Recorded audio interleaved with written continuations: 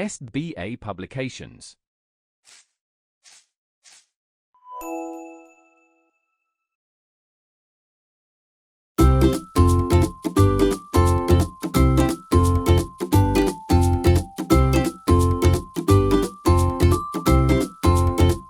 नमस्कार प्यारे बच्चों, कैसे हैं आप सभी लोग।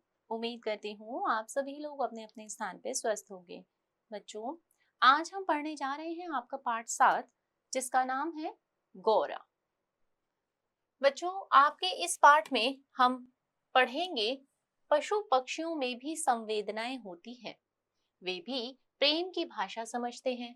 वे अपने भावों और गतिविधियों से मन के भाव प्रकट कर देते हैं, परंतु कुछ व्यक्ति इन बेजुबान जीवों से अकारण ही द्वेष रखते हैं।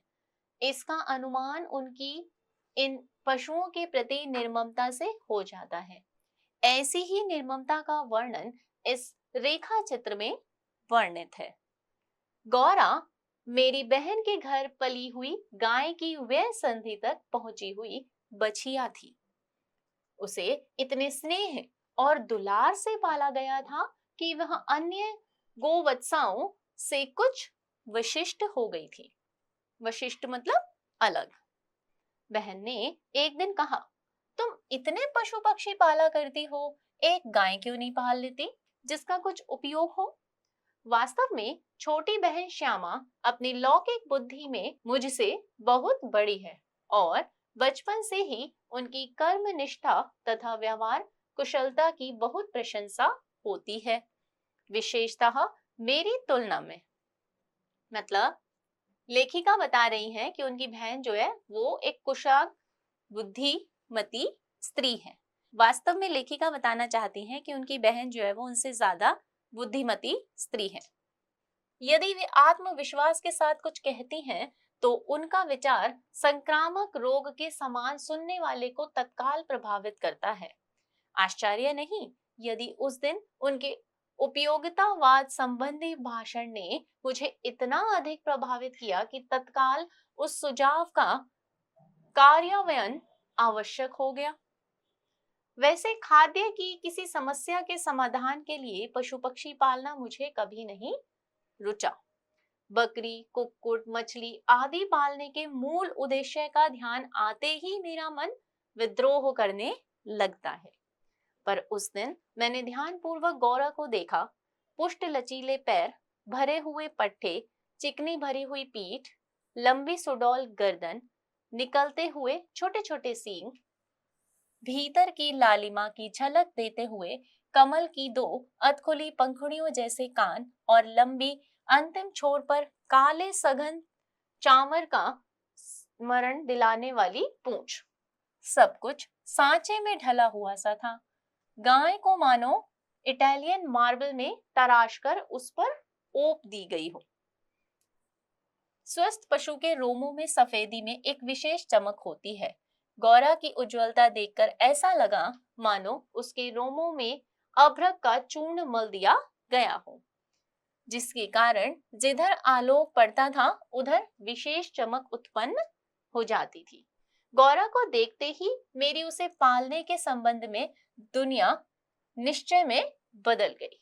जैसे ही लेखिका की बहन ने उसको देखा और उन्होंने निश्चय कर लिया कि वह इसे पालेंगी। गाय जब मेरे बंगले पर पहुंची तब मेरे परिचितों और परिचारकों में श्रद्धा का ज्वार सा उमड़ आया। उसे लाल सफेद गुलाबों की माला पहनाई गई, केसर रोली का बड़ा सा टीका लगाया गया, घी का चौमुख दिया जलाकर आरती उतारी गई और उसे दही पेड़ा खिलाया गया। उसका नामकरण हुआ गौरांगनी या गौरा। पता नहीं इस पूजा अर्चना का उस पर क्या प्रभाव पड़ा, परंतु वह बहुत प्रसन्न जान पड़ी। उसकी बड़ी चमकीली और काली आंखों में जब आरती के दिए की लौ प्रतिफलित होकर झिलमिलाने लगी तब कई दियों का भ्रम होने लगा। जान पड़ा जैसे रात में काली दिखने वाली लहर पर किसी ने कई दिए प्रभावित कर दिए हों। गौरा वास्तव में बहुत प्रिय दर्शन थी। विशेषतः उसकी काली बिलौरी आंखों का तरल सौंदर्य तो दृष्टि को बांधकर स्थिर कर देता था।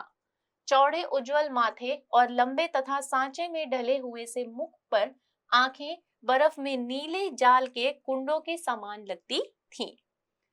उनमें एक अनोखा विश्वास का भाव रहता था। गाय के नेत्रों में हिरन के नेत्रों जैसा चकित विस्मय ना होकर एक आत्मीय विश्वास ही रहता है। उस पशु को मनुष्य से यातना ही नहीं, निर्मम मृत्यु तक प्राप्त होती है, परंतु उसकी आंखों के विश्वास का स्थान ना विस्मय ले पाता है, ना आतंक।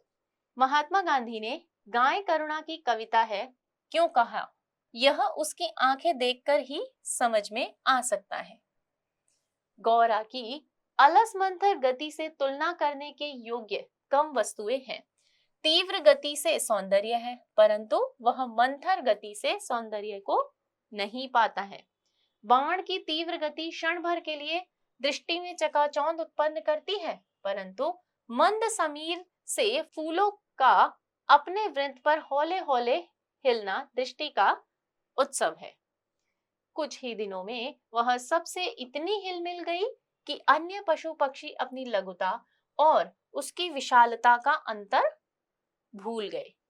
कुत्ते बिल्ली उसके पेट के नीचे और पैरों के बीच में खेलने लगे। पक्षी उसकी पीठ और माथे पर बैठकर उसके कान तथा आंखें खुजलाने लगे। वह भी स्थिर खड़ी रहकर और आंखें मूंदकर मानो उनके संपर्क सुख की अनुभूति में खो जाती थी। हम सबको वह आवाज से ही नहीं, पैर की आहट से भी पहचानने लगी। समय का इतना अधिक बोध उसे हो गया था कि मोटर के फाटक में प्रवेश करते ही वह बां बां की ध्वनि से हमें पुकारने लगती। चाय नाश्ता तथा भोजन के समय से भी वह इतनी परिचित थी कि थोड़ी देर कुछ पाने की प्रतीक्षा करने के उपरांत रंभा रंभा कर घर सिर पर उठा लेती। उसका हमसे साहचर्य जनित लगाव मानवीय स्नेह के समान ही निकटता चाहता था। निकट जाने पर वह सहलाने के लिए गर्दन बढ़ा देती, हाथ फेरने पर अपना मुख आश्वस्त भाव से कंधे पर रखकर आंखें मूंद लेती। जब उससे दूर जाने लगते तब गर्दन घुमा घुमा कर देखती रहती। आवश्यकता के लिए तो उसके पास एक ही ध्वनि थी, परंतु उल्लास, दुख, उदासीनता, आकुलता आदि की अनेक छाया छवियां उसकी बड़ी और काली आंखों में तैरा करती थी। 1 वर्ष के उपरांत गौरा एक पुष्ट सुंदर वत्स की माता बनी। वत्स अपने लाल रंग के कारण गेरू का पुतला जैसा जान पड़ता था, मतलब उसका जो बछड़ा था वो गेरू के रंग जैसा था। उसके माथे पर पान के आकार का श्वेत तिलक और चारों पैरों में खुरों के ऊपर सफेद वलय ऐसे लगते थे मानो गेरू की बनी वत्स मूर्ति को चांदी के आभूषणों से अलंकृत कर दिया गया हो। बछड़े का नाम रखा गया लाल मणि, परंतु उसे सब लालू के संबोधन से पुकारने लगे। माता पुत्र दोनों निकट रहने पर हिम राशि और जलते अंगारे का स्मरण कराते थे। अब हमारे घर में मानो दुग्ध महोत्सव आरंभ हुआ। गौरा प्राय 12 सेर के लगभग दूध देती थी, अतः लाल मणि के लिए कई सेर छोड़ देने पर भी इतना अधिक शेष रहता था कि आसपास के बाल गोपाल से लेकर कुत्ते बिल्ली तक सब मानो दूधो नहाओ का आशीर्वाद फलित होने लगा हो। कुत्ते बिल्लियों ने तो एक अद्भुत दृश्य उपस्थित कर दिया।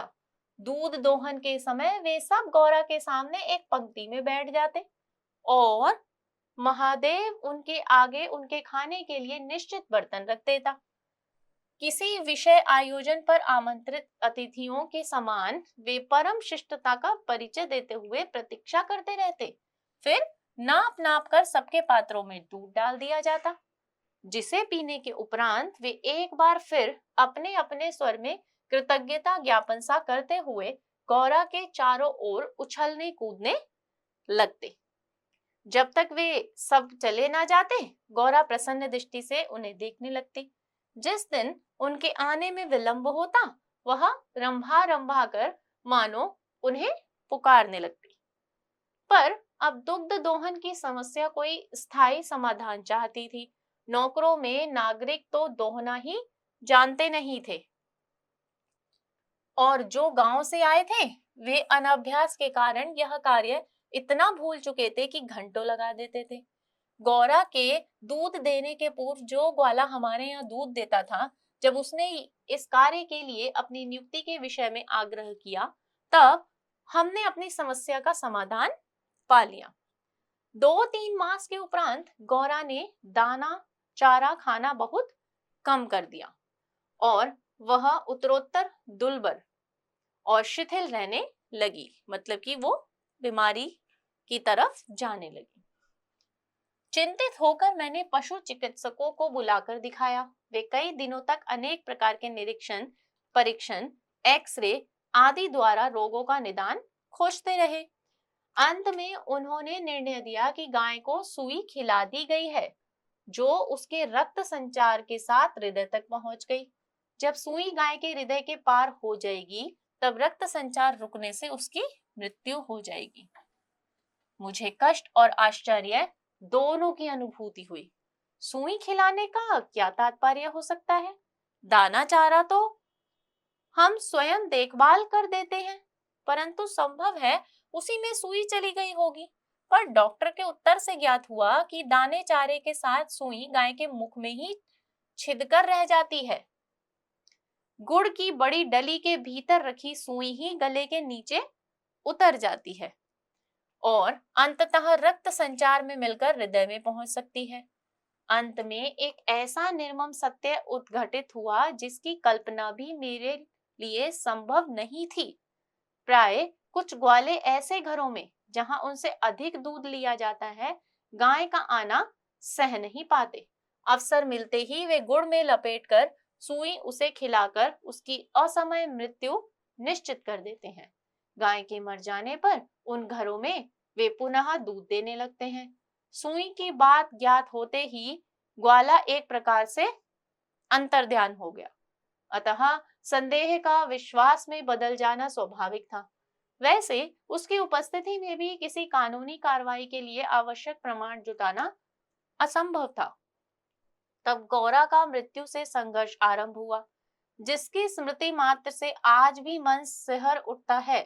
डॉक्टरों ने कहा कि गाय को सेब का रस पिलाया जाए तो सुई पर कैल्शियम जम जाने से और उसके ना चुभने की संभावना है।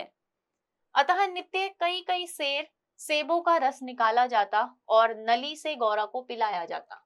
शक्ति के लिए इंजेक्शन पर इंजेक्शन दिए जाते।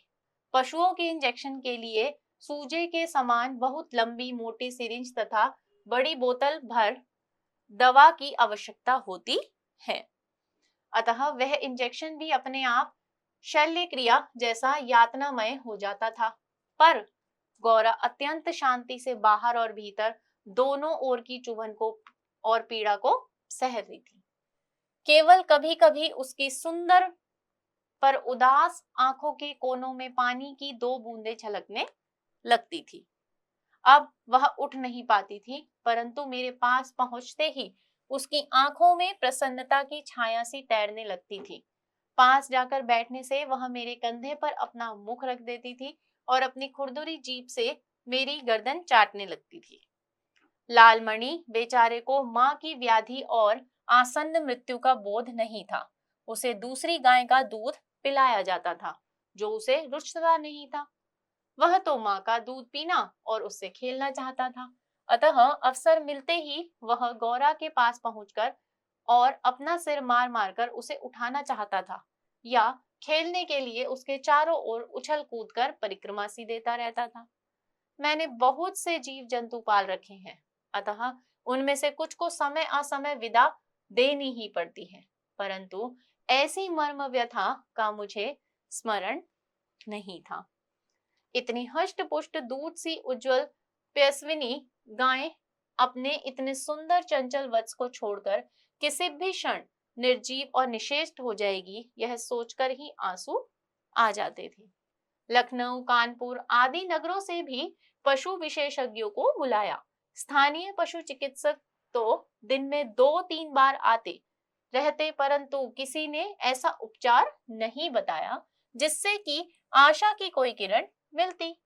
निरुपाय मृत्यु की प्रतीक्षा का मर्म वही जानता है जिसे किसी असाध्य और मरणासन रोगी के पास बैठना पड़ा हो। जब गौरा की सुंदर चमकीली आंखें निष्प्रभ हो चली और सेब का रस भी कंठ में रुकने लगा, तब मैंने अंत का अनुमान लगा लिया। अब मेरी एक ही इच्छा थी कि मैं उसके अंत समय उपस्थित रह सकूं। दिन में ही नहीं, रात में भी कई बार उठकर मैं उसे देखने जाती। अंत में एक दिन ब्रह्म मुहूर्त में 4 बजे जब मैं गौरा को देखने गई, तब जैसे ही उसने अपना मुख सदा के समान मेरे कंधे पर रखा, वैसे ही वह एकदम पत्थर जैसा भारी हो गया और मेरी बाह पर से सरक कर धरती पर आ रहा। कदाचित सुई ने हृदय को भेद कर बंद कर दिया। अपने पालित जीव जंतुओं के पार्थिव अवशेष को गंगा में समर्पित करती रही हूँ। गौरांगनी को ले जाते समय मानो करुणा का समुद्र उमड़ आया, परंतु लाल मणि इसे भी खेल समझकर उछलता कूदता रहा, क्योंकि वो तो छोटा बछड़ा था, उसे समझ नहीं आ रहा था। यदि दीर्घ निश्वास का शब्दों में अनुवाद हो सके तो उसकी प्रतिध्वनि कहेगी, आह मेरा गोपालक देश। देखिए बच्चों, यहाँ पर यह बताया गया कि जरा सी जलन के लिए किस तरह से एक हुष्ट पुष्ट गाय के प्राण ले लिए गए। आइए अब हम करते हैं हमारे शब्दार्थ। गोवत्साओं यानी गाय की बछिया, संक्रामक यानी छूत का, तत्काल यानी उसी समय, क्रियावयन यानी कार्य रूप में परिणत करना, चामर यानी चंवर, ओप देना यानी चमक देना, परिचारक यानी सेवक, प्रतिफल यानी प्रतिबिंबित, प्रियदर्शन यानी देखने में प्यारी, अलस मंथर गति यानी धीमी गति, वृंत यानी डाली, शिथिल यानी ढीली ढाली, अंतर्धान यानी ओझल, व्याधि यानी रोग, आसन्न यानी जो निकट ही हो, पियस्विनी यानी दूध देने वाली, निष्प्रभ यानी प्रभाहीन। तो बच्चों, ये थे आपके आज के शब्दार्थ। अब आपको दिए गए अभ्यास कार्य को पूरा करना है। उम्मीद करती हूँ आपको अपना आज का पाठ अच्छे से समझ में आया होगा। आज की कक्षा में बच्चों हम सीखेंगे इतना ही। मैं आपसे अब मिलूंगी आपकी अगली कक्षा में एक नए विषय के साथ। तब तक के लिए आप सभी बच्चे सीखते रहिए, स्वस्थ रहिए। नमस्कार।